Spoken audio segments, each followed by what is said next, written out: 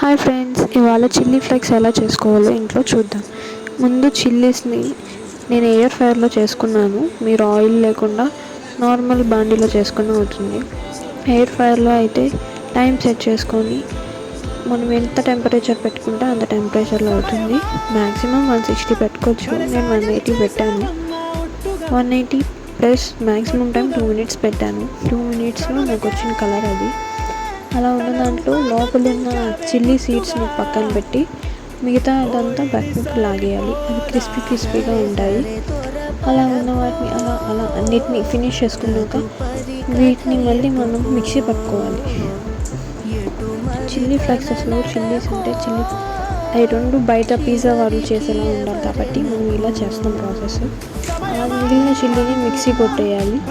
Mixie కొట్టేశాక లాస్ట్లో తీసిన సీడ్స్ని మిక్సీ కొట్టిన చిల్లీ ఫ్లేక్స్ని కలిపితే ఫినిష్.